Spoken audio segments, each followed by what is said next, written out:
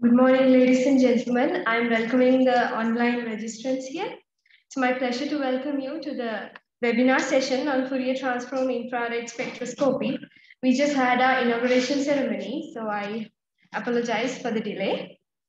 This session is organized by the University Research Council, University of Peradeniya, in collaboration with the Postgraduate Institute of Science and sponsored by Techno Solutions Private Limited. I'm Madhushani. I'm happy to host you in today's program.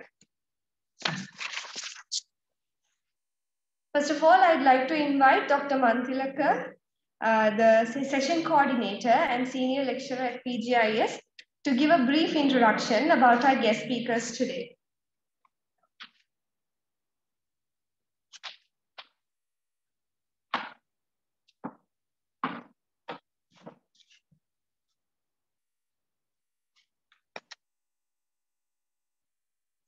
Good morning, ladies and gentlemen. Good morning, ladies and gentlemen. Let me introduce today's resource people. First speech will be delivered by Mr. Supun Tisera. He is the product manager of Analytical Division in Techno Solutions Private Limited. He is working there since 2012. He graduated from University of Kelaniya in the field of environmental science. Then he at the same time he graduated from Institute of Chemistry Ceylon in chemistry. Then he also has done another postgraduate diploma at University of Sri Jayawardenepura. He will introduce you about the product and the other products as well under PerkinElmer brand. Then after his speech, our main trainer, Mr. Himala Ratnayaka, will take the podium. Then he is the application specialist of Analytical Division in Techno Solutions Private Limited. He has joined the company in 2014. He is a graduate from the University of Bangalore, India.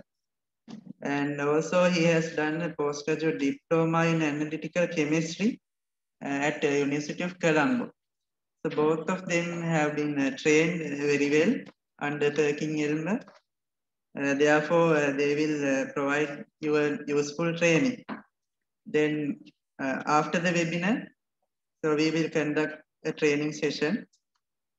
Hope you all enjoy the session. Thank you.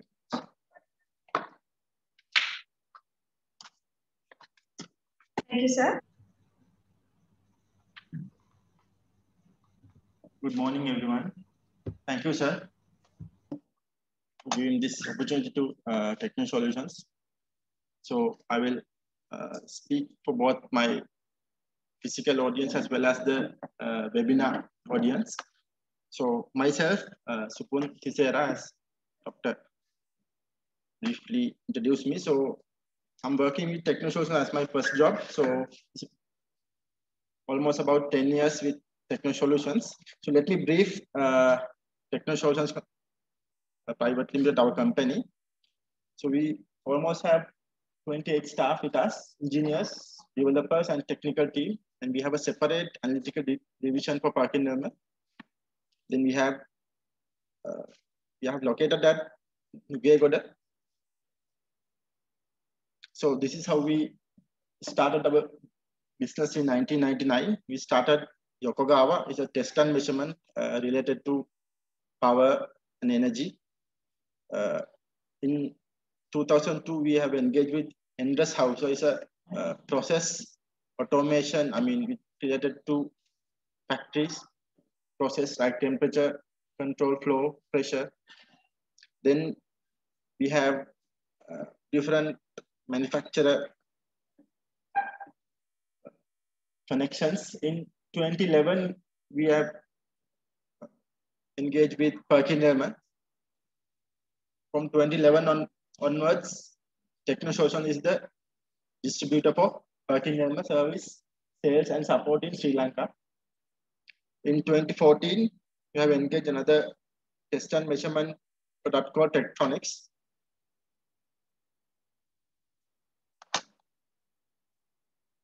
So these are the brands. Tokugawa is against power, energy source, power meters. PerkinElmer, Henderson House is a flow meters. Tektronix again related to test and measurement. Henderson House, Auma again is related to factory automation. Right, so let me conclude that session.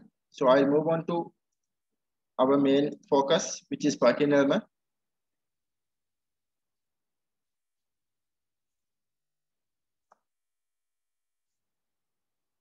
Right. So let me start with addressing the market segment. Like we can have different solutions for oil and gas with different instrumentation, FTIR, ICP-OES, GC, ICP-OES. There are a lot of applications in oil and gas. If you have any research planning for that market segment, water, soil related to environment, heavy metal analysis, nutrient analysis in soil, pesticide that is related to GCMS or LCMS-MS. The other segment is polymer. Again, FTIR, TGA, DSC instrumentations are involving in polymer analysis. Again, a lot of material characterization that comes under material characterization. Again, melting point of polymer that you can buy. DSC, DMA. I will explain you what is DSC, DMA, all these short forms. Then pharma and chemical, another segment in market. So again, elemental impurities, residual solvents in pharmaceutical analysis, color analysis, drug stability with various instrumentation techniques. Again, coming back to environment, oil and grease in water, there is one application of FTIR. We can analyze oil and grease in water. Analysis of VOC, GC, GCMS, water quality analysis using UV visible. Coming back to food, heavy metals in food, vitamins, pesticide again, heavy metals from inorganic technique, ICP-MS, vitamins is a HPLC chromatography technique. Pesticide in drinking water, food, maybe fine.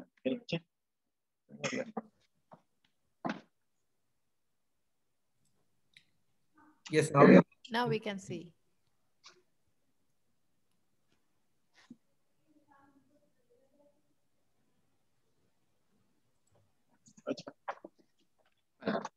Sorry for the webinar audience because there are some technical issues sharing the screen. So let me start again with the PerkinElmer.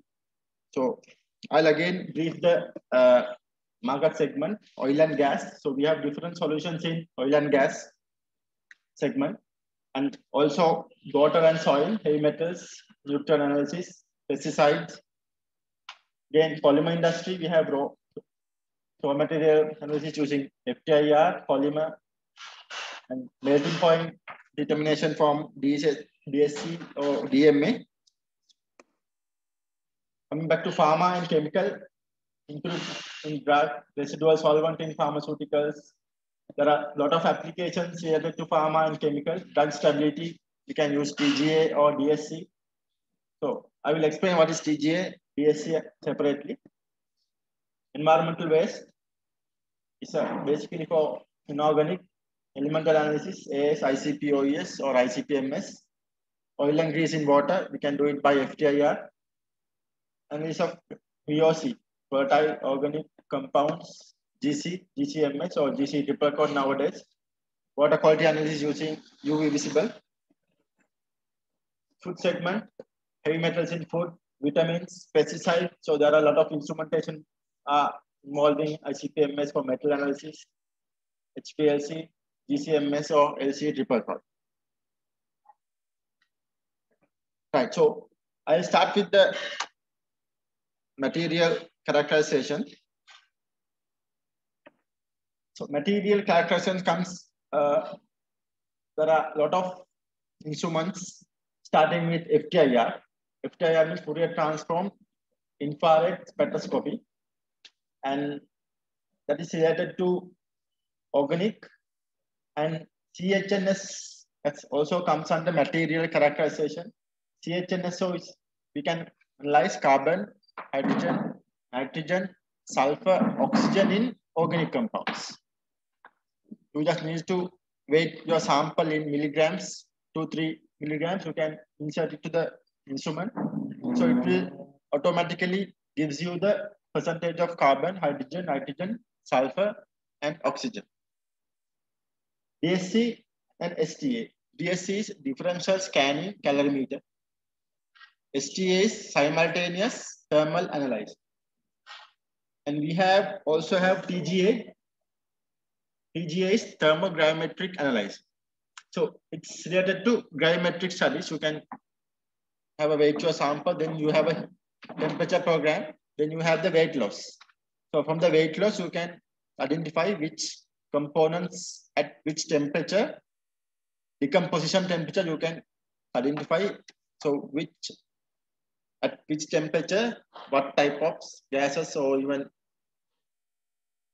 So DSC, differential scanning calorimeter, it's related to energy. So we can measure melting points, enthalpy. So STA is a combination of TGA and DSC. STA is simultaneous thermal analyzer. That means you have the thermogravimetry and the DSC in a single instrument. Simultaneous thermal analyzer. So you can have the thermogravimetric analysis as well as differential scanning calorimeter analysis using STA, simultaneous thermal analyzer. DMA, dynamic mechanical analyzer. So all the mechanical properties, also few like melting points, some physical properties can be identified in polymers in various solids. So these are all material characterization techniques which where PerkinElmer can address. UV, you have already may know, UV visible and UV NIR, near infrared. So we have a different UV models starting from UV to visible and also to NIR. Perton again related to material studies. These are called Perton, IM 8800, IM and 5200, all related to material studies. And the special part of PerkinElmer is hyphenation. I will come back separately.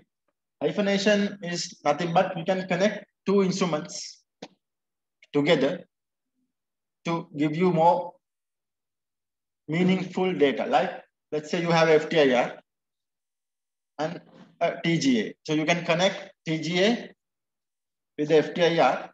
So whatever the gases evolving in TGA, we can transfer it to FTIR. So in TGA, what we do only the weight loss. From the moisture loss, we know it's moisture. From the carbon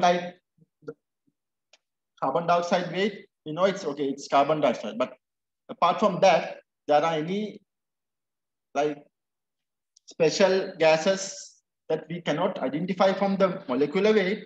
We can transfer it to the FTIR and we do the gas screening and what we call gas scanning. So from the FTIR library, it will give you at this temperature, what is the gas evolving in the sample.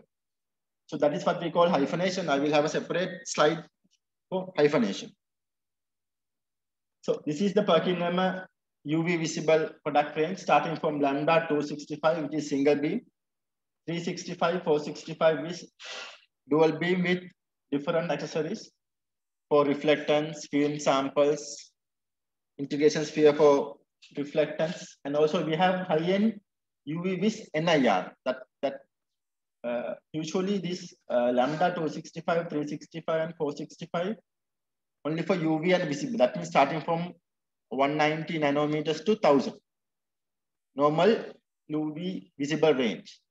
We have NIR up to 3300 nanometers. Usually industry is called UV vis NIR, up to NIR region. That means high-end UV visible, NIR. So this is Spectrum 2 and our Frontier separate FTIR product line. So starting from Spectrum 2, which is today we are going to show you the real instrument with accessories. And we have a Spectrum 2N dedicated NIR. So Spectrum 2 is for mid-IR. That means wavelength starting from 400 to 5000.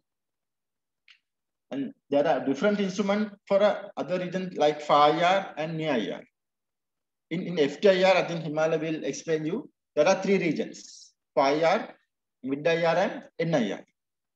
There are instruments in Perkinama only for mid-IR, only for NIR, and also of the full range, starting from far IR, mid-IR and NIR.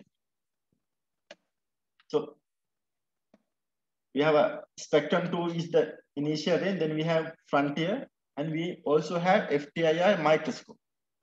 So it's an IR microscope for a special application, like let's say in this shirt, if you have a black spot, so we can identify what is there by scanning it from microscope, and we call it point shoot. At that black spot, we'll do the scanning. So it will tell you what kind of impurities are present. So that is basically the explanation of microscope.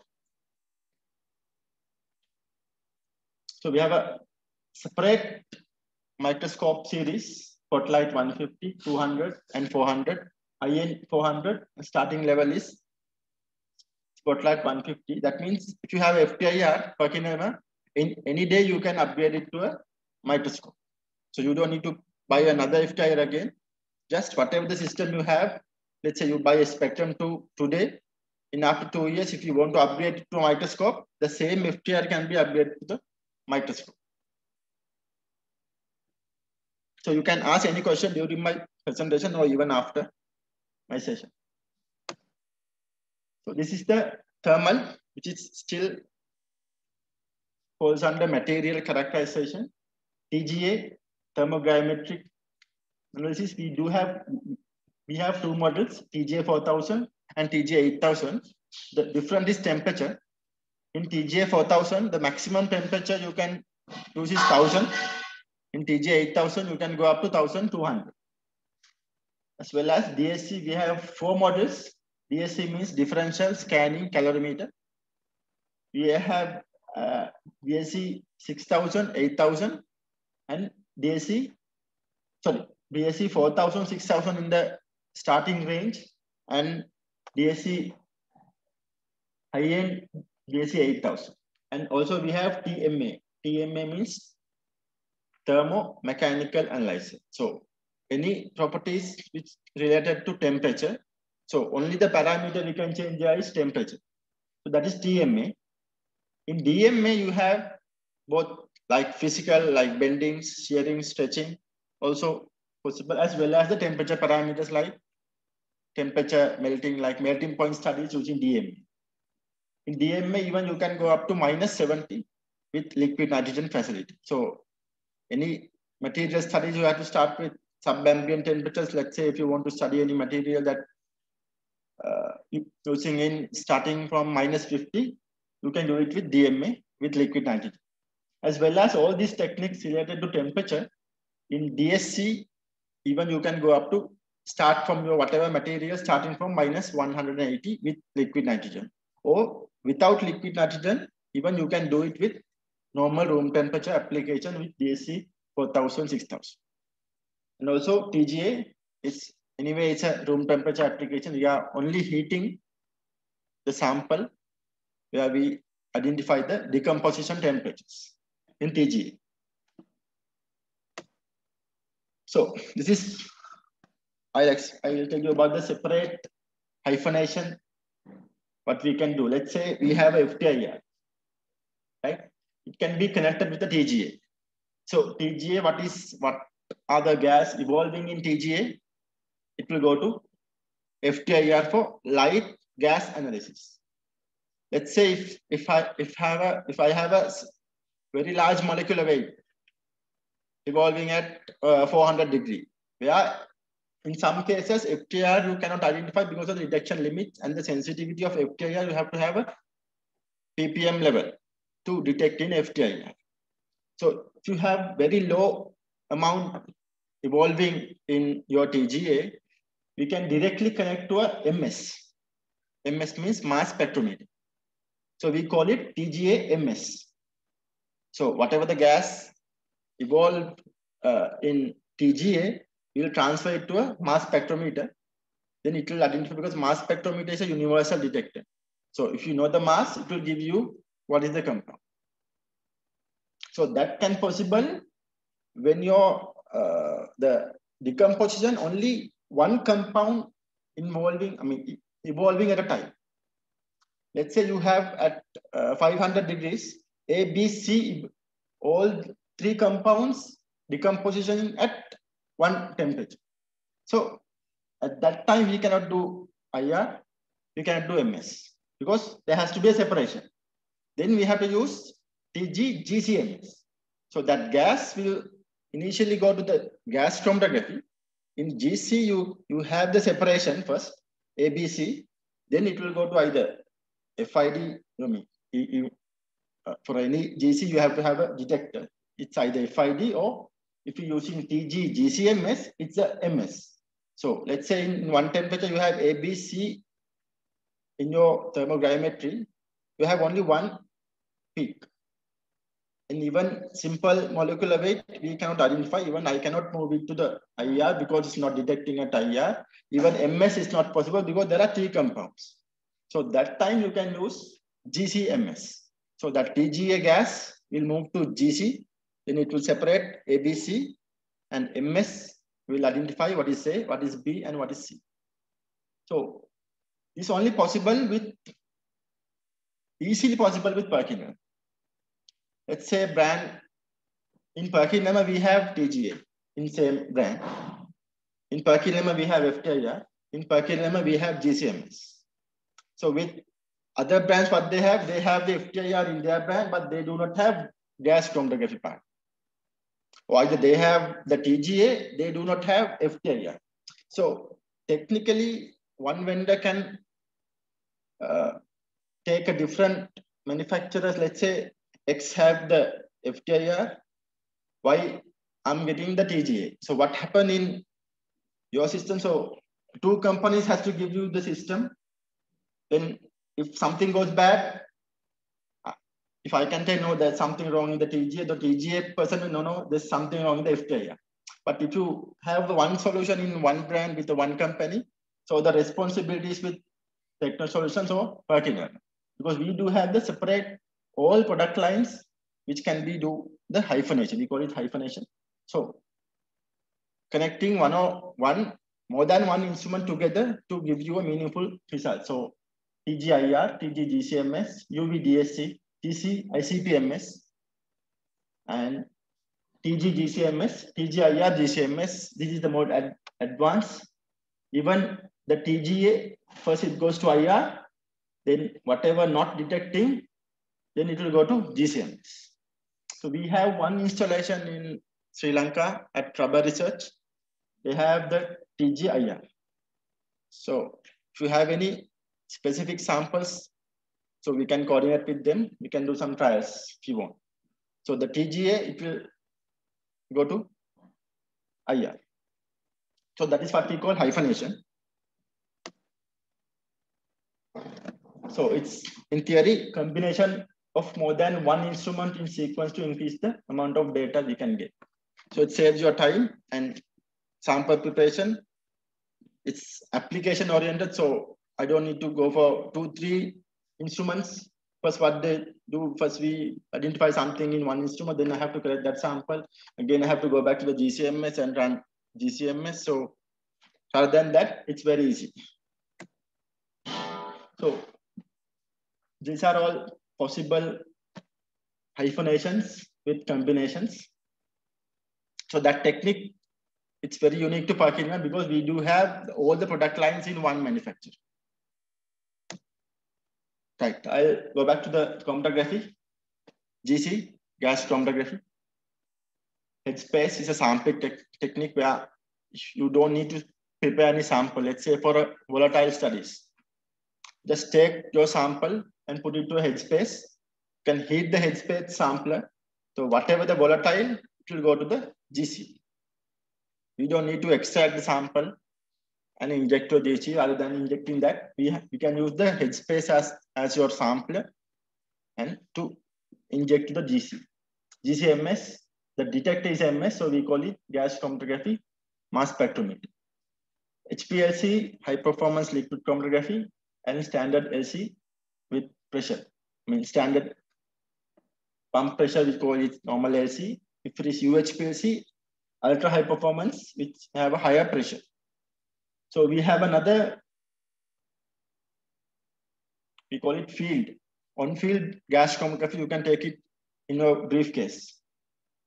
Cost side is little cost, but basically in environmental studies, getting the sample from the environment to the lab is very difficult in some detections. So on-field analysis is possible with Torion GCMS on-site. It's portable. And we have LC triple quad, LC MSMS for high-end pesticide, vitamins for chromatography. And then I move on to inorganic, which is more demanding in Sri Lanka, the heavy metals, all these issues, quantification of medicine, food, environmental, heavy metals, arsenic, cadmium, mercury, lead, everywhere, everybody talking on this inorganic contaminant. So the solution is inorganic spectroscopy. We have atomic absorption, ICP-OES, inductive coupled plasma, ICP, optical emission, and ICP-MS, inductive coupled plasma, mass spectrometer. And for all three studies, nowadays, people are not using the open digestion.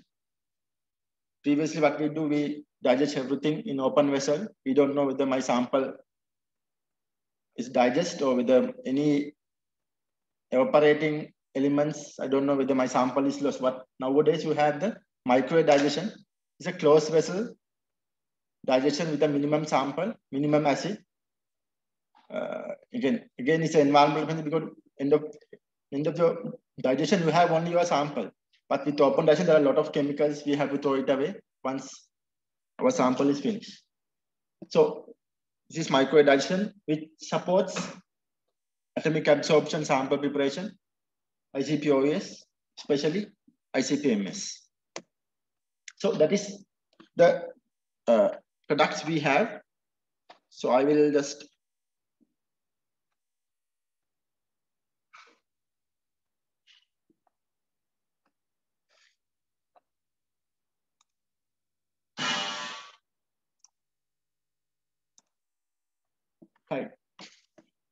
I'll move on to the special topics which I have discussed. Hyphenation is one topic. So this is the FTIR and this is the TG. So what it does, let's say I have a TGA at this temperature. So after this decomposition, this gas will automatically transfer to FTIR and automatically it will say to scan the FTIR at that temperature, I mean that point. So in that point, I'll have my FTIR. So from that, you can identify what is my compound evolving at that temperature. Let's say you have another decomposition at another temperature. So the TGA automatically triggers the IR, okay, scan it again. So if you click there, you will get another IR for a different compound. So this is TGIR technique. So this is TGMS. So thermogrametric analyzer, so it will automatically transfer to a heated transfer line to a MS. MS is mass spectrometer detector. So this is only for one compound evolving at one temperature.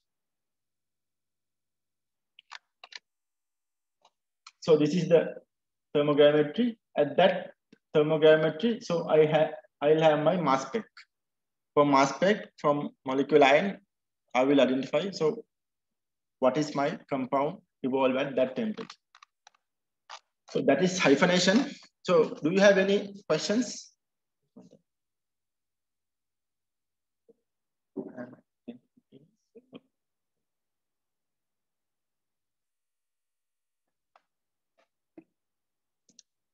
Okay, I'll move on to one session just to explain you another critical thing. Again, now everywhere people having ICP-MS. So I will explain the hyphenation. If you have any other special thing to explain me, I will do that. So I'll sort of explaining some ICP-MS technique. So in standard ICP, so this is related to inorganic analysis, what we do in atomic absorption, one element at a time. What we do in ICP OES, we can do simultaneously multi-element, but the levels are in ppm and low ppb. But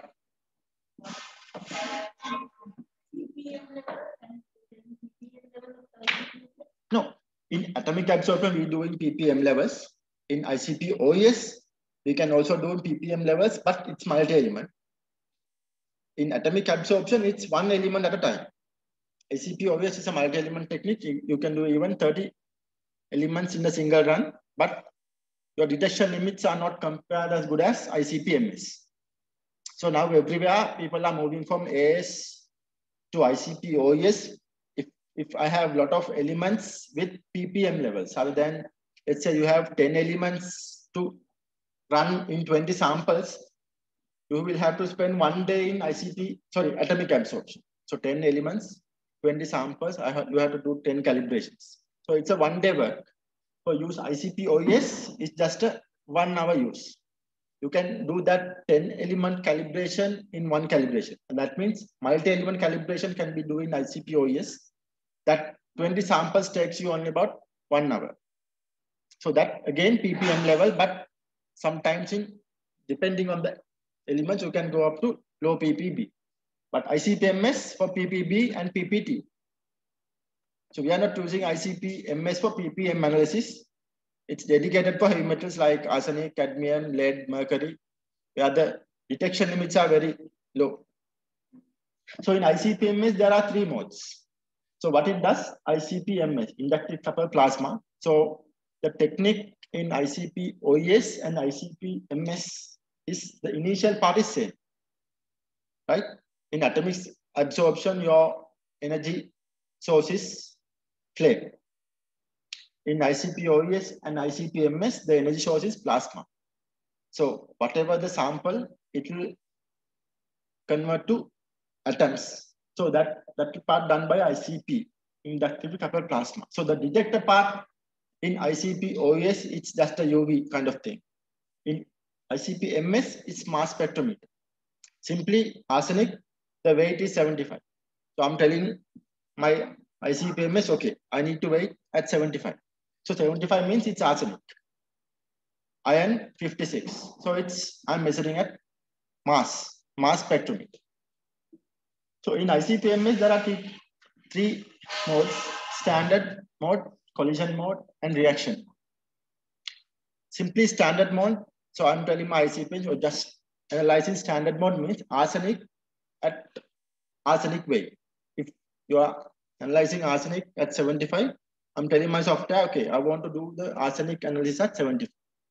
So that is what we call standard mode.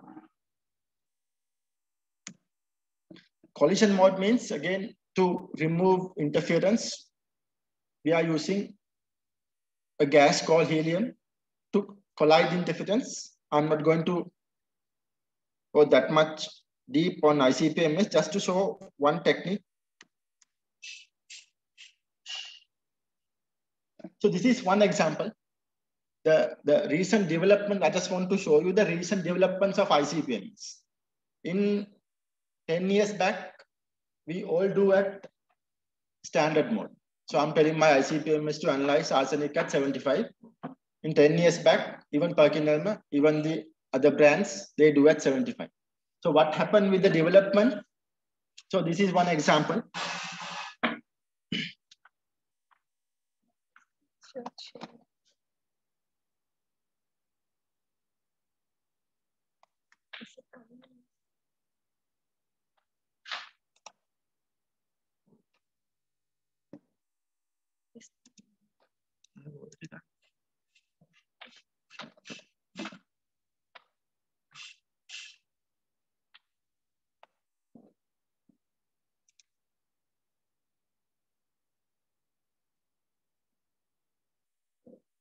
So sorry for the webinar audience. That's a technical issue again with the screen share. So I'll just explain initially the standard mode, collision mode, and reaction mode. So I will come back to that. Standard mode means we are just commanding my ICP-MS to measure the element at on mass. That means arsenic means at 75. So the recent development is there are a lot of interference in ICP-MS at, let's say, argon chloride. In plasma, you have the ICP plasma is generated by argon. That is the gas we are using for ICP OES as well as ICP-MS. So my plasma gas is argon. Let's say for any water or wastewater food sample, definitely the chloride ion is there.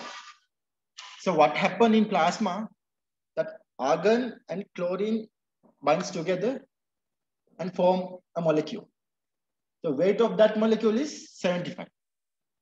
So even my sample does not have arsenic, it will give you arsenic because I'm just selling my detector, measure 75. Detector doesn't know whether it's arsenic, whether it's argon chloride. So this is what happening 10 years back in all the ICP-MS brands. So they have only the standard mode. So with PerkinElmer, we have the PerkinElmer is the first company to launch this, what we call reaction mode, the third mode. So important of that is we are using some reaction in ICP-MS so that my interference not affecting my results. Simply is that. So example is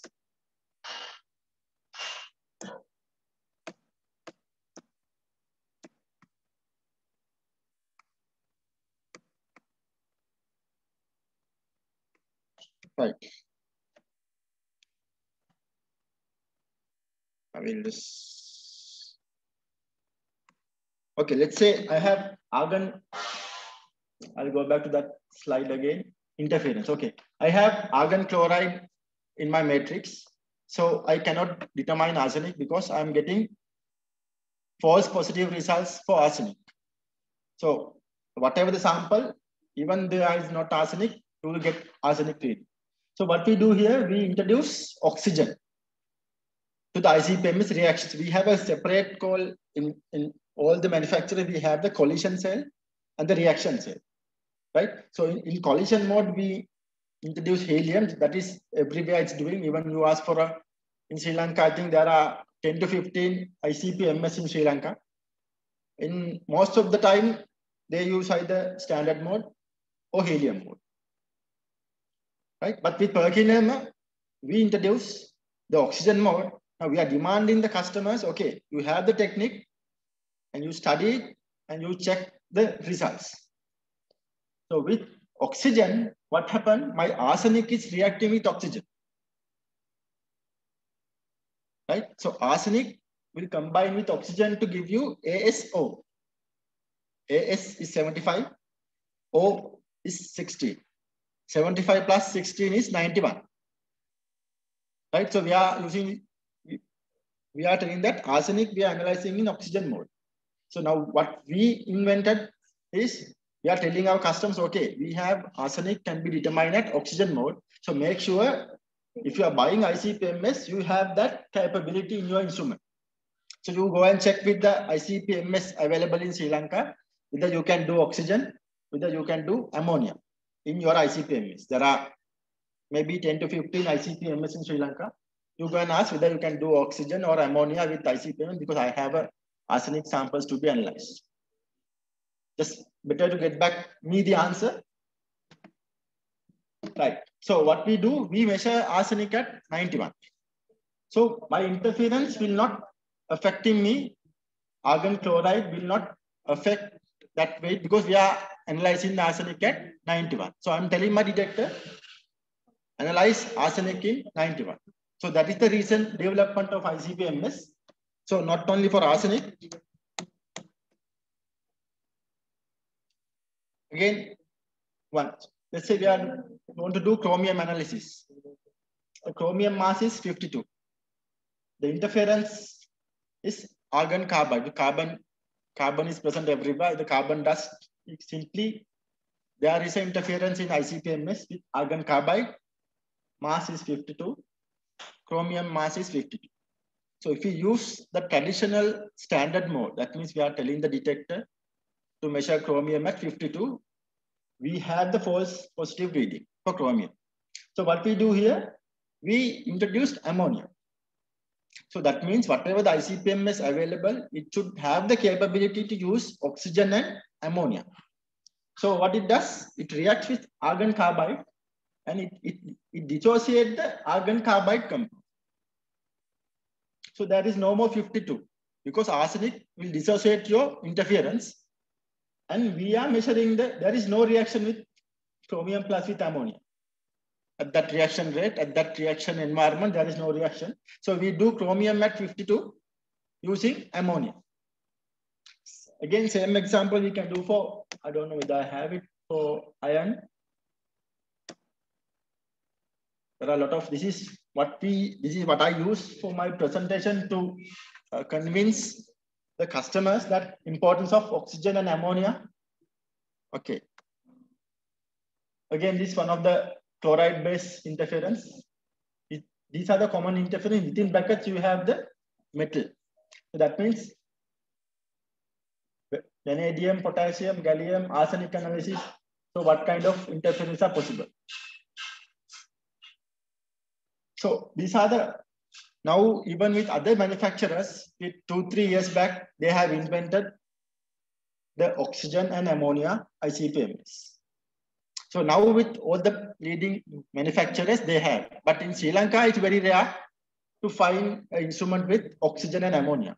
But the instrument that we supplied under PerkinElmer, all the instruments have the capability of analyzing ammonia and oxygen. So we do have recently with last 3 years, we have 3, we call it ICP triple cord installations. We have one at National. If you want to check any sample, that's what I'm telling you the installations, locations that will get you an idea. One at Kalutara, National Institute of Health Science. One at SLSI, Sri Lanka Standard Institute. Recently, we installed at University of Gujarat, ICP-MS.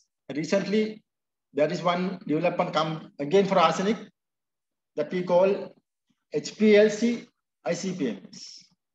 So we do arsenic nowadays everywhere, but we don't know whether it's which form I'm analyzing. Right? There are 2 forms of arsenic, arsenic 3+ and arsenic 5+. But in ICP-MS, it just gives you the total arsenic, but the toxic content is not the total arsenic, only the 5+. So we have to separate the 3+ and 5+ to get more meaningful result for arsenic. So that University of Gujarat purchased the HPLC part from PerkinElmer.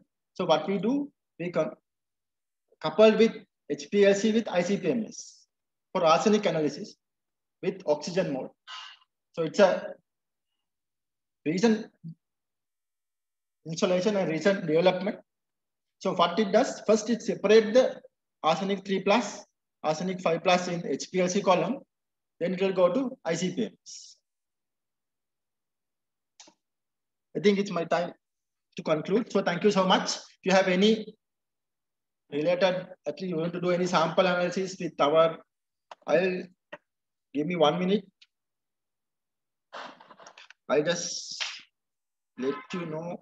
Okay, I'll through the PGIS team, I will let you know if you want to try any ICP-MS samples, FTIR, GC, UV, just contact us.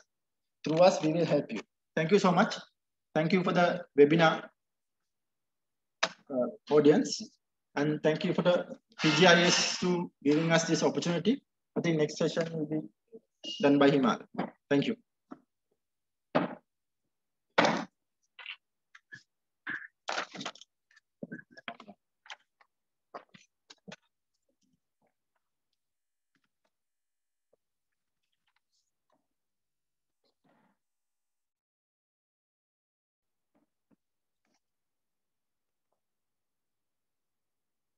Any questions from the audience, both online and on ground? This is the one. You can make use of this opportunity to maximum. And we are preparing for the next short lecture by Mr. Kumar. First one. This one. FTR. Yes. Counted.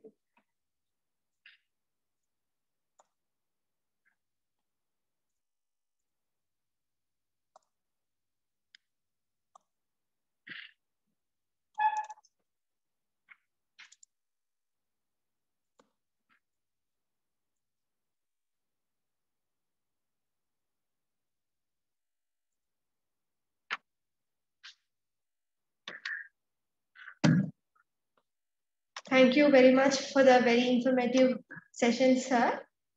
Now we shall invite our next speaker of the day to start the webinar. Good morning, everyone. Good morning, everyone. Thank you so much. First of all, thank you so much for giving us this opportunity. And let me start from the theory of the FTIR spectroscopy, which is our main topic of the day. So I'll directly go to my presentation. So if you have any questions, please raise your voice. I can answer you. Initially, we will do the basics of FTIR spectroscopy. Then we move to the applications of the IR spectroscopy. And later on, I will do the demonstration of the instrument as well as the sample analysis techniques of the system. So, so infrared is basically, we are looking at the vibrations of the atoms of a molecule. So in infrared, we will obtain a report called a spectrum. Spectrum is obtaining by passing infrared radiation through a sample and determining what fraction of the incident radiant is absorbed at a particular energy or a wave number. So in spectrum, there are many peaks. I will show you in my next slides. So hope this webinar team also hearing me and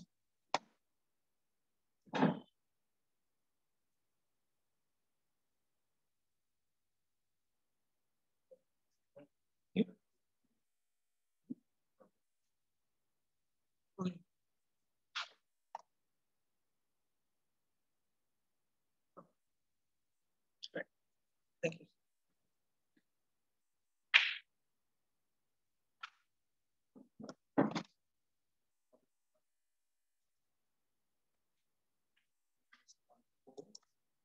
Right, start.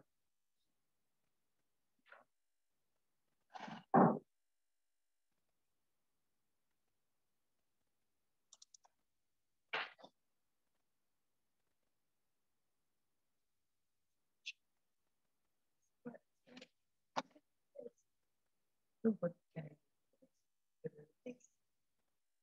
Yeah, you can start. No, I mean, can I maximize it? Yeah, but it's not. Maximize it.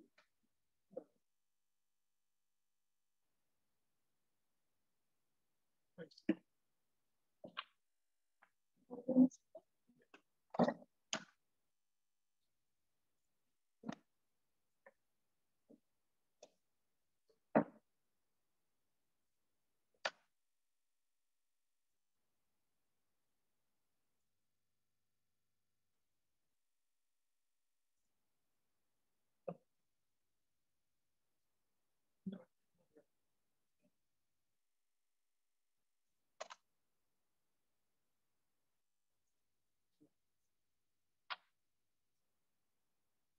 So now it's fine?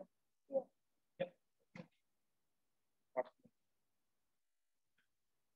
Sorry for the inconvenience. So I will start from the beginning of the basics of FTIR spectroscopy.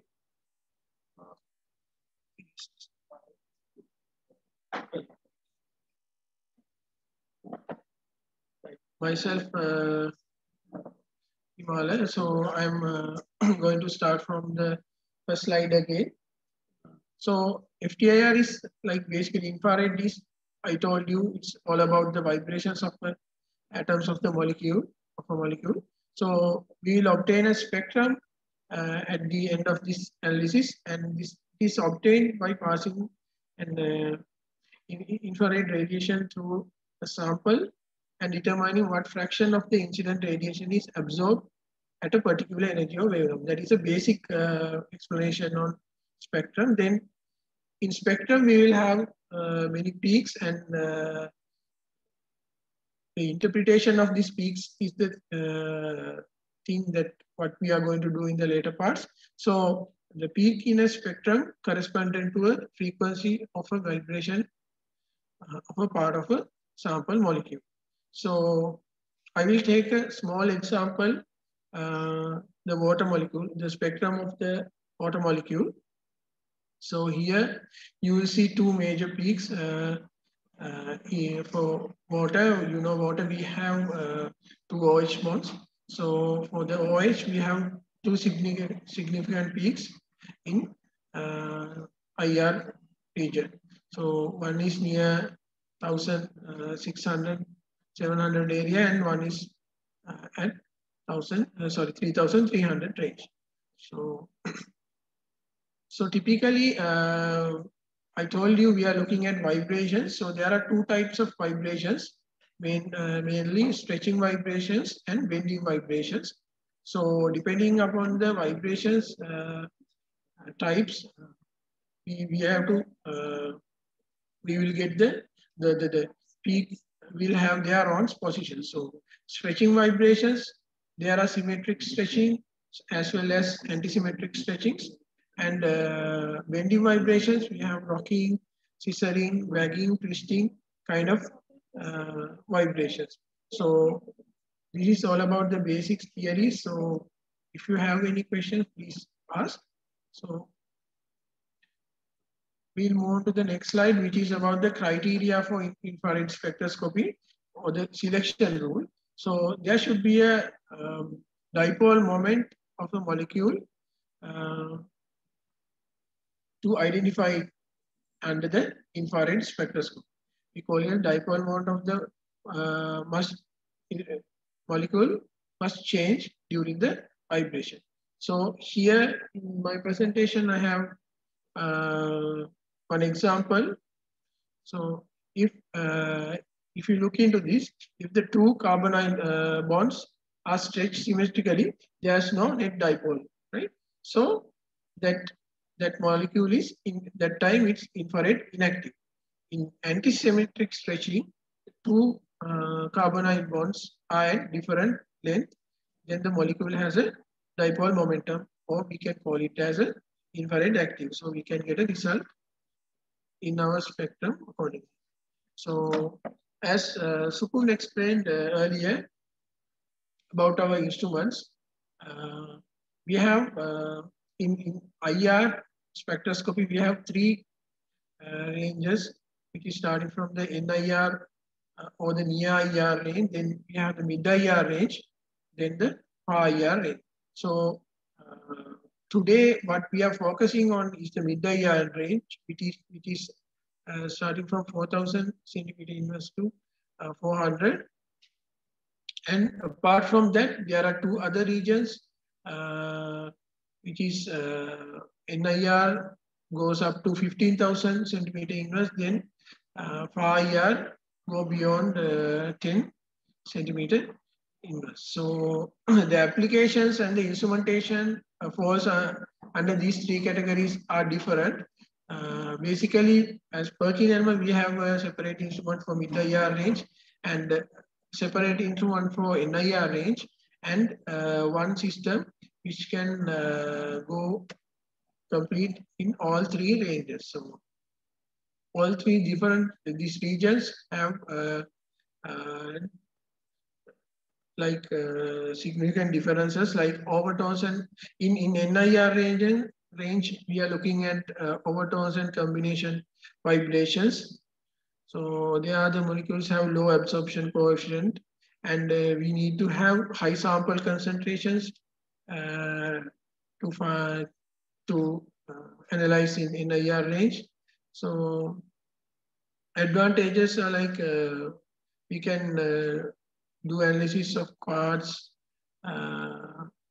in fiber optics and glass wires kind of things. Then we have the mid-IR range, which is from 400 to 4,000 centimeter inverse. So this is the fundamental range we are looking at in IR spectroscopy, and basically looking at the vibrations, stretching and bending vibrations. So in this area, we can analyze molecules which are having high absorption coefficient, and also we can go to low concentrations as well. So in my next slides, I will explain you about the different techniques which are using in mid-IR range to analyze samples. So then we have the FIR range, which is from 10 to 400. Vibration of heavy atoms, especially for inorganic compound. Basically, IR mostly we are using for organic molecules, but as well as we can do some inorganic compounds or analysis as also. Like sometimes organometallics also we can analyze. So here again the low absorption coefficient, molecules with low absorption coefficient. So then I move on to the IR sampling techniques, which is the most important thing when you are doing or when you are analyzing samples in IR. There are a lot of techniques which we can use. So depending upon the sample type, the composition, the structure, we have to decide which sampling technique we have to use to do our analysis. So earlier days we have commonly used the transmission technique, which is you might also have seen that the pellet press, the KBR pellet. So, but now there are various techniques which are being developed to minimize the time as well as to get good results and to analyze different types of samples using this IR spectrometer. So basically here I will cover four different techniques like transmission sampling technique, then specular reflectance, then diffuse reflectors, and attenuated total reflectors. I will explain each and everything in detail in my next slides. So initially, we'll move on to the transmission sampling technique, which can be used for to analyze solids, liquids, and gases also. So this is the basic technique which we use in IR, and the most commonly used one from the earlier days. So in transmission, we can use we can prepare different types of samples under the categories of solids, liquid, and gases. So we can use Nujol Mul, then we can prepare KBR pellets, then we can prepare IR cards, then cast films. We can prepare liquid cells using the sample, then gas cells. So under this, we have different accessories. So common method, this is a common method which is used for the quantitative analysis of samples in IR spectroscopy, where here we have to prepare sample like the disadvantage, actually I have to say in transmission measurements, the disadvantage is the sample preparation is a little bit tricky, and you have to be very skillful in preparing the sample. So if your sample is well prepared, transmission technique produce the spectra that are of the highest and free of artifacts. Like that's why I told you that this is the best technique for the quantitative analysis. But the thing is, you have to be in good touch with the instruments or the accessories which are used to prepare these samples. So in my next slides, I'll show you what are these transmission sample accessories. So the most common technique which is falling under this transmission category for the analysis of IR spectrum in solid samples, we can prepare KBR pellet. So this KBR pellet preparation, we have to do the steps I have mentioned here. So here we are looking at the transmission of the sample. So we have to get the sample, we have to grind it. So as the manufacturer, we are supplying you the mortar and pestle and KBR powder and a press to create the KBR pellet. So that can be a hand press or a hydraulic press. So here I have shown you a hand press. So you have the facility for a hydraulic press as well, which is a automatic system. So we have to grind the sample using our mortar and pestle. Apart from that, we have to add some KBR. So the disadvantage here is, so the KBR, it's very hygroscopic. So we have to be very careful while preparing the KBR. You cannot let any moisture absorb to the KBR powder. So we will get some unwanted moisture peak in our spectrum if the KBR is attacked with external moisture. So we have to be very careful while doing this KBR pellet making. So we have to get very good dried KBR powder. Then we have to press into the pellet. So we'll grind the sample with KBR. Then we have a kit called die set. In die set, we fill the sample. Then we press into the hand press or the hydraulic press, and we prepare a pellet kind of thing, which we can mount on the instrument. So that is about the transmission or the KBR pellet preparation for solid samples under the transmission category. Then we have the liquid samples. We'll get liquid sample in transmission mode. So to measure the transmission in liquid samples, we can prepare a liquid cell. So under this, we can measure pure liquids as well as solutions, or we can measure the IR of solutions as well as pure liquids. So we have to create a capillary film between two windows in this liquid cell. So I will show you a liquid cell later. So here I don't have the picture of the liquid cell. It's kind of a sandwich where we fill the sample in between two windows and we press it and we lock it using some nuts. Then we'll prepare like it's like a thin smear of the sample in between two films. So what we have to be very careful is we cannot use any compound which is having water, because these two films, like the two windows, are most commonly KBR, which is very hygroscopic. So we have to be very careful that otherwise the windows will get damaged. So we have to use these windows, we have to reuse these things. So we have to be very careful while preparing this liquid cell. So traditionally, I told you this transmission, all techniques are used for quantitative analysis. So we have to maintain the path length also. So since we are using the Beer-Lambert law, we have to use the repeatable optical path length. So in liquid cells, we have options like we can use a fixed path length liquid cell or a variable path length liquid cell. So, and also this liquid cell can be demountable or fixed. So if it is a demountable, you can demount it every time and you can clean it separately. Or if it is a sealed one, yes, you can use some syringes and clean inside. So then to analyze gases, we have a separate, under the transmission category, we have the gas cells.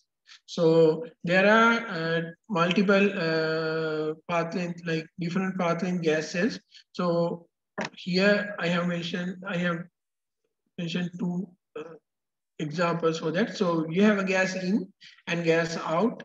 So this again have the KBR windows as I mentioned. So the path length, we can change it.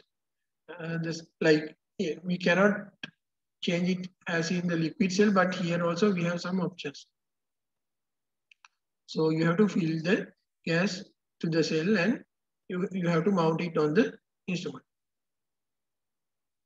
Then that is about the transmission, which is used for the quantitative and qualitative, most commonly for quantitative analysis. Then we have the latest techniques which are using in IR spectroscopy, which is called the reflectance measurements. So under these reflectance measurements, we have two types, specular and diffuse. I will explain you what are these two techniques and how these are used and which type of samples we can analyze using these techniques. So reflectance, I told you there are two types, specular reflectance and diffuse reflectance. So in specular reflectance, basically we get the specular reflectance from shiny surfaces like glasses or films kind of samples. Then here the beam is reflected at the same angle as the incident beam. So the samples which we have to select under this category has to have a shiny surface, it has to have a shiny surface. So if you have a sample which is having a matte surface or particulate surface, then you cannot use this specular reflectance accessories. Actually, I am talking about the technique, and under this technique, you will have the accessories as well. So in transmission, I told you there are like KBR pellet and then liquid cell gas cell. Like that, under this specular reflectance, you will have a different accessory. Under diffuse reflectance, you have a different accessory. So specular reflectance, I told you, it's all about the shiny surfaces. And if you have matte surfaces, samples having matte surfaces, this is the specific technique which you can use, or it is called the diffuse reflectance accessory or the diffuse reflection technique.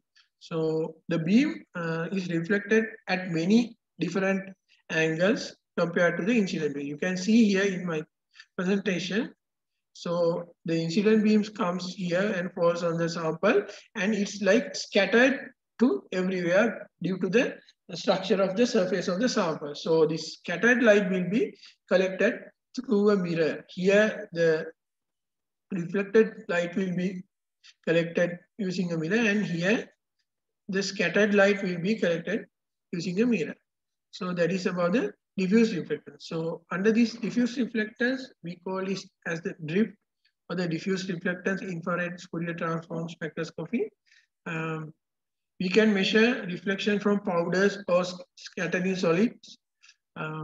So the mixture of here we get the mixture of the signal from the surface of the sample. As I told you, this scattered light will collect. So the reflection spread over a wide angle, and we will collect using a mirror. Powder, here also one thing we have to do, we have to dilute the sample using KBR. So there are different techniques under this also, like we can prepare a sample in a sample cup, or we can use some silicon carbide pads, silicon carbide sticks to collect the sample. So here also again, like we did in KBR pellet making, we have to little bit KBR we need, we have to mix it with the KBR. So here we get a results as reflectance. This reflectance data can be converted into a Kubelka-Monk units for quantitative. If you have a quantitative analysis purpose, then we have to convert into Kubelka-Monk units for quantitative analysis. So you will see again here also how the reflection happens. Then there's another technique which is called as the attenuated total reflectance, or the ATR, or the most common technique nowadays people are moving into, which is having the zero sample preparation. Like all the techniques which I explained earlier, we have to do some sample preparation, right? Remember, everywhere we have to, at least we have to mix with some part of KBR also. So KBR, we have to be careful. The KBR has to be fully dried.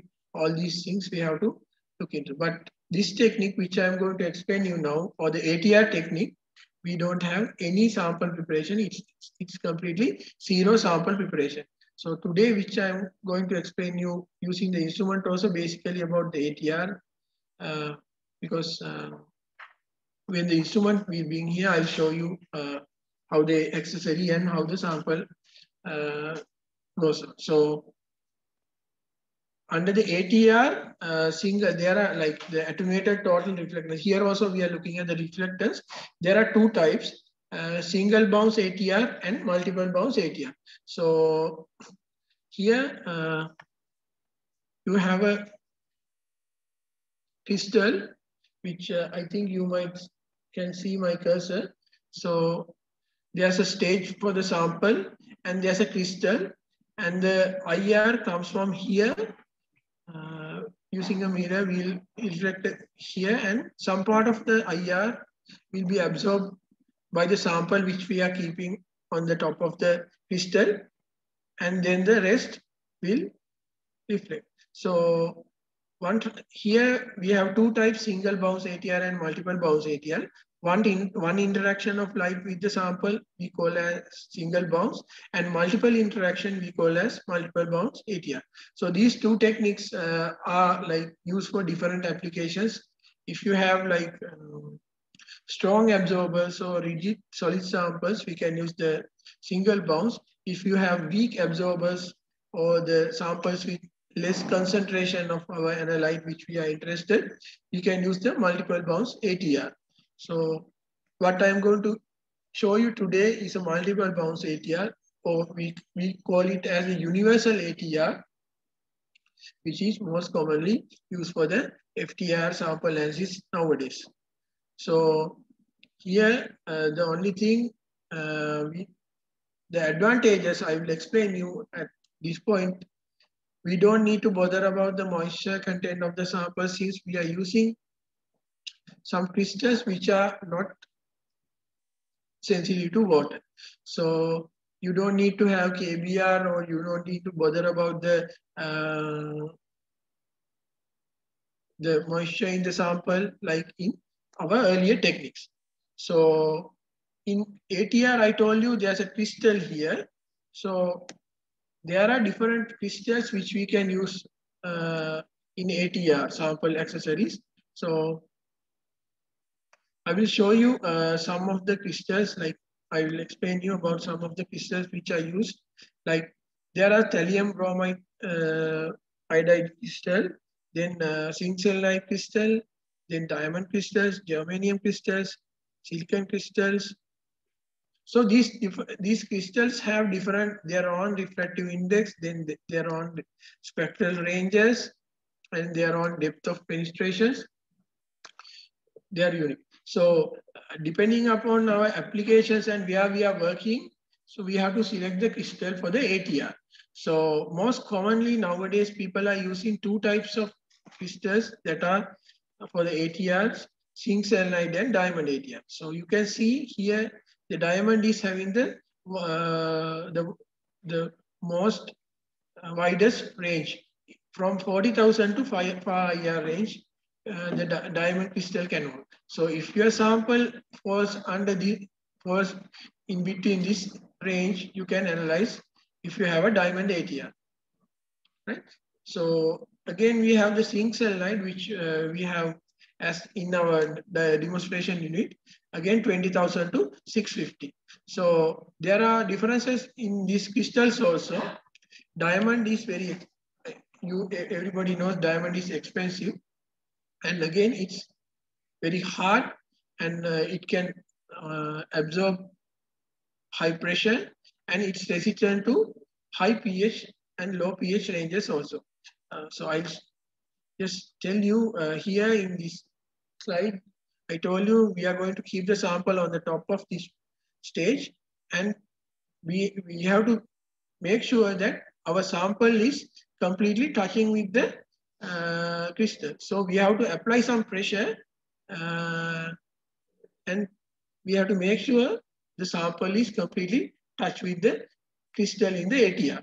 So to apply that pressure, if it is a diamond crystal, we know that diamond is very hard, so there will not be any damage to the crystal if we use diamond. But the other crystals like zinc selenide, they can be brittle. So while applying pressure, we have to be a bit careful on that as well.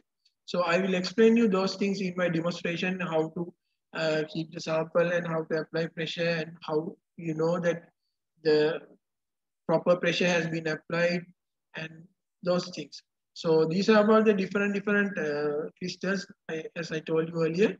So they have different characteristics. The zinc selenide is brittle, easy to scratch, and incompatible with acids. So if you have any acid sample, like samples prepared in acid solutions or samples which are having acid content, today I will not be able to analyze. I have to tell you that if my system is with the diamond ATR, of course, I can be able to do that. So if you have any samples in those categories, please let me know before handing over the sample. So if you have any examples, I can give to other places which we have systems with diamond ATR, which is an expensive one. We have not kept for the demonstration system. We have that in our other users where we have supplied FTIRs. We have more than 14 FTIR systems all around the country. So most of them have the diamond ATRs, but in our case, for the demonstration purpose, we are keeping a zinc selenide, which is a cheap option. So only thing you have to please let me know if you have a sample which is having acid content kind of. So this IER we can use for qualitative and quantitative both the purposes. So qualitative analysis we can use for interpretation of chemical composition, then identification of an unknown material, confirmation of the identity of unknown material. So all these things we can use for the qualitative analysis. And quantitatively, again, we can do the analysis, but for some extent, because the detection limits are not as much as low as Sukun also explained you in his presentation also. Quantitatively, for some certain extent, we can use eye analysis, that is using ATR as well as transmission technique also. So I will show you some applications in my next presentation, which we can use, where we are using this quantitative analysis in IR. And also we have a separate software in FTIR for the quantitative analysis, which is coming along with the main software that I will show you in my demonstration session. So that is about the basic theory of the IR. So I didn't go that, like, there are some other things also, but I didn't go that much deeper. But I hope you all are from the chemistry background and you might have an idea about IR theories and the electromagnetic spectrum, where this IR stands, which range, many small things I explained you. So let's move to the applications where we can use this IR instrument.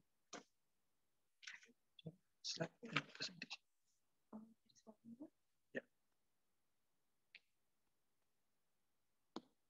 Running out of time. Yeah. So I think we are running out of time. We'll start it.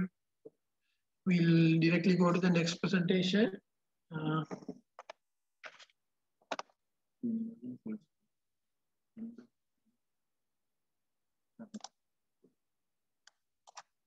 Yeah, this is about the applications, which is one of the most important things we have to discuss in IR.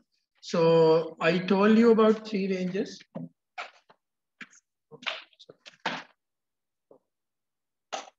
Sorry.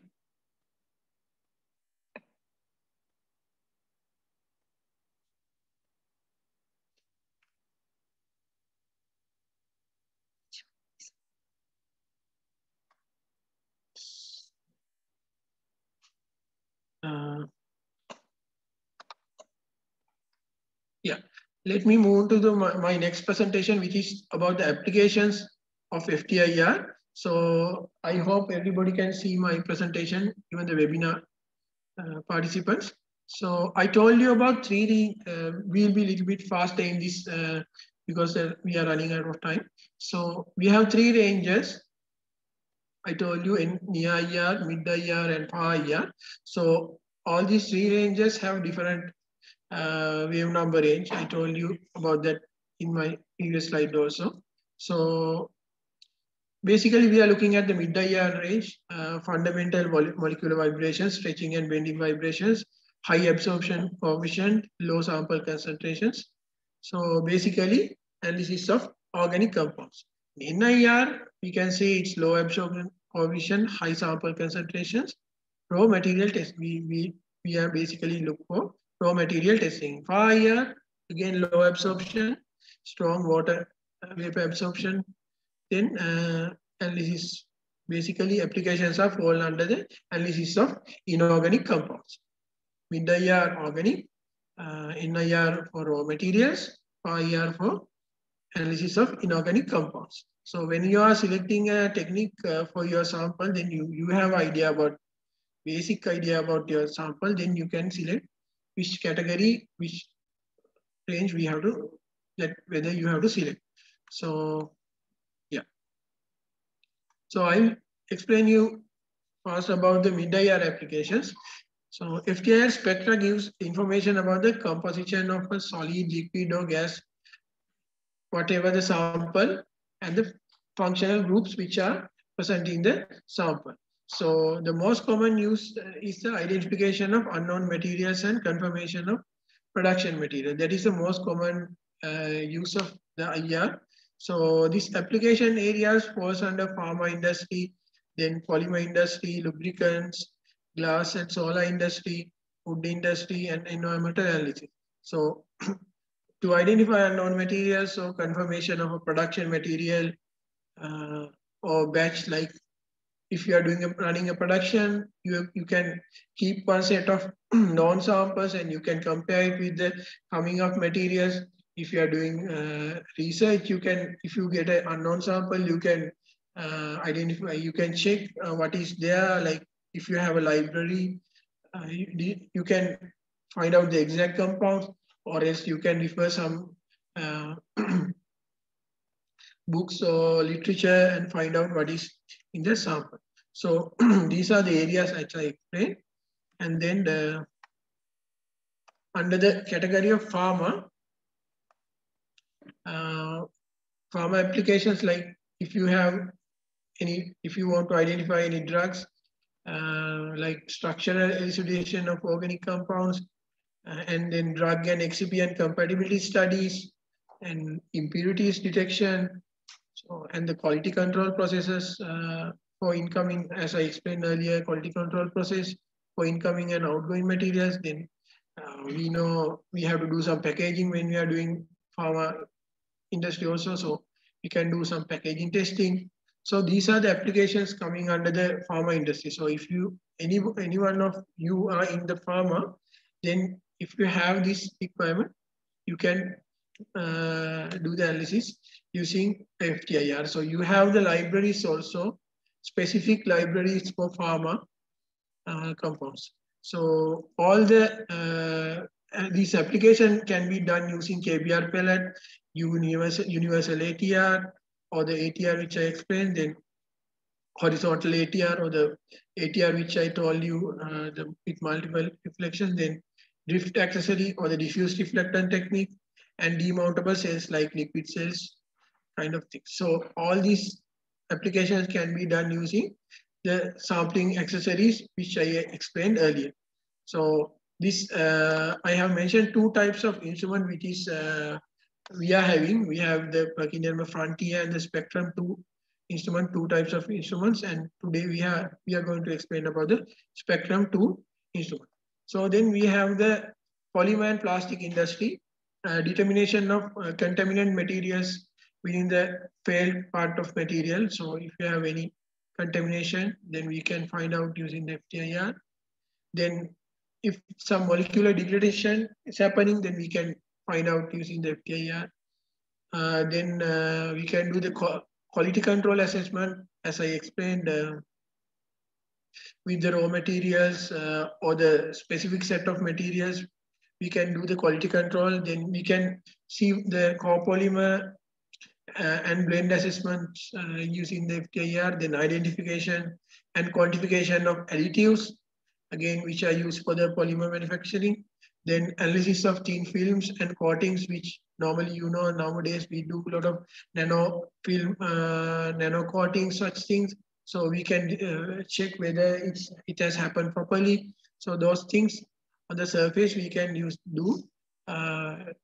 we can study using this FTIR. So again, we can use all these sampling techniques, but the most easiest technique is the ATR technique to do this analysis. Most of the things like liquids and solids, we can analyze using the ATR technique.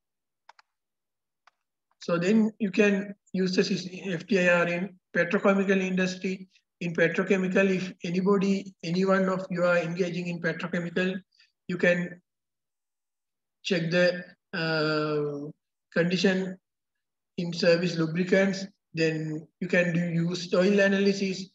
Then you can do biodiesel analysis. In practical level, we are doing that in Sri Lanka as well. We are analyzing the biodiesel content in the samples fuel we are getting in Ceylon Petroleum Corporation using a FTIR with multiple bounce ATR. So quantitatively, you can measure the biodiesel content in a sample. Like here, the regulations are made like whatever the fuel which we are bringing down to Sri Lanka should not have any biodiesel content. So the biodiesel content is like, it has to be less than 1 ppm. So we are measuring the biodiesel content in petroleum products which we are getting to Sri Lanka in the Ceylon Petroleum Corporation using a PerkinElmer FTIR system. Then we can do oil films, check for the oil films on metal surfaces. Again, there are many number of applications in petrochemical industry. As Dr. Mantilaka also initially and the others has also explained, this FTIR is a basic instrument which can be used in all the areas in industries. So you will feel that when I'm explaining these areas which are falling under the FTIR application. So then we can use it again in the glass and solar industry. So measuring the emissivity, or the IR absorption of a coated glass by using the specular reflectors accessory. I told you technique called the specular reflectors, which can use to measure the IR of a shiny surface. So that is glass and solar industry. Then again, any films or thin films or coatings which we are producing for these solar films. So these things also we can analyze. And then we are going into another important area, which is the environmental analysis. So there are a lot of environmental pollution. So the water and the soil can be contaminated with oil, or some oil spilling can happen. So all these things, like all this oil, can be quantitatively as well as qualitatively measured using a FTIR. So that is another area which is nowadays people are using the FTIR. And then if there are any forensic samples, any like drug sample, anywhere you can use this blood sample, drug samples, or some murder or something happened. Then if you have some samples, then you can analyze those samples as well as using the IR, FTIR. So again, you have another application, industrial gas analysis. That is, again, we can use the gas cell to analyze that sample. So then, yeah, my last slide, which is about the food industry, determination of trans fat content, measurement of degree of unsaturation of fats and solids, then beverage analysis, packing materials, again, like in other areas, we can use this in food industry as well. So I will stop from here. If you have any questions, please ask me. So we are running out of time. Otherwise, I could have go for the NIR application, but I will stop from here for the moment.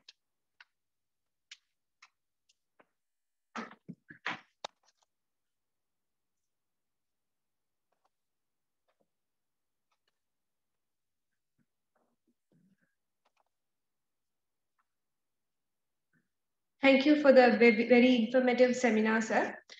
Now we shall invite Professor Terence Madhujit, the Director of University Research Council, to deliver a vote of thanks.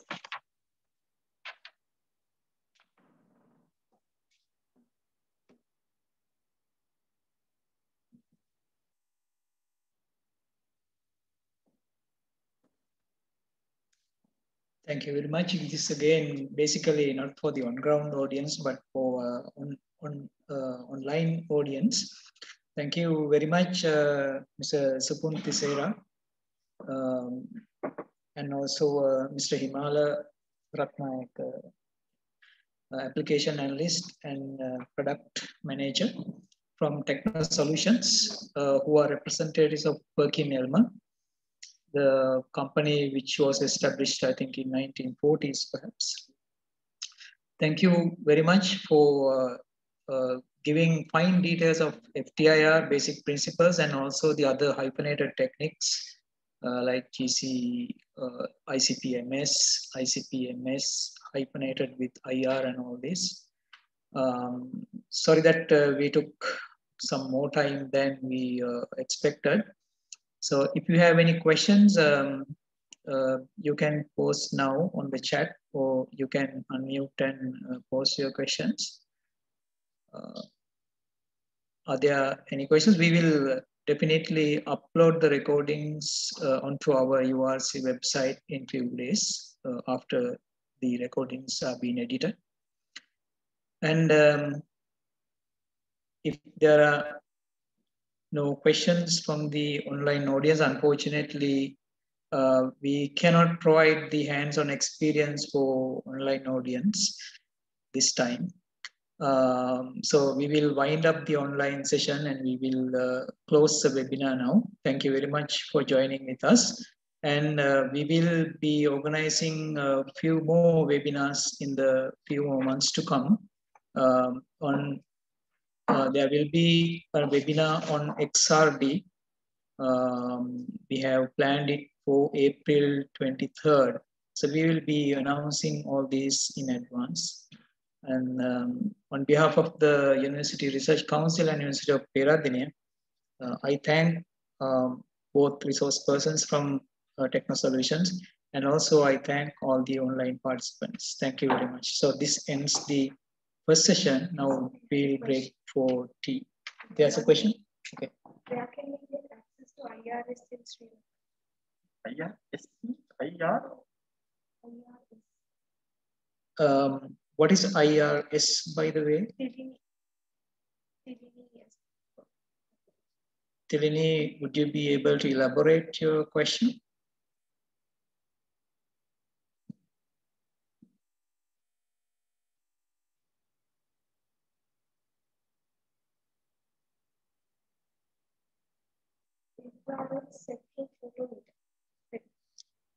IR spectrophotometry.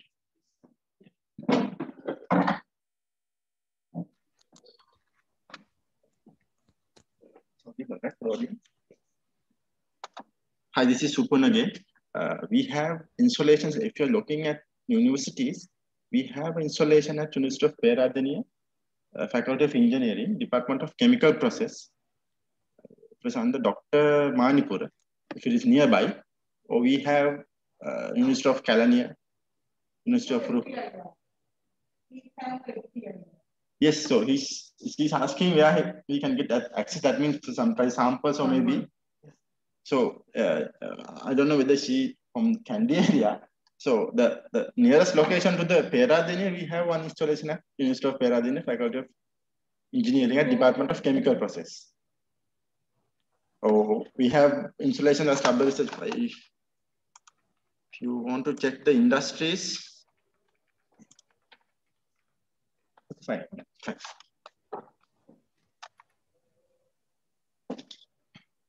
Okay, so thank you once again for interactive session, active participation by the online participants. So this closes the first session. Now we will break for tea. Tea served downstairs. There's a cafeteria. So please maintain social distancing since while you are having your snacks,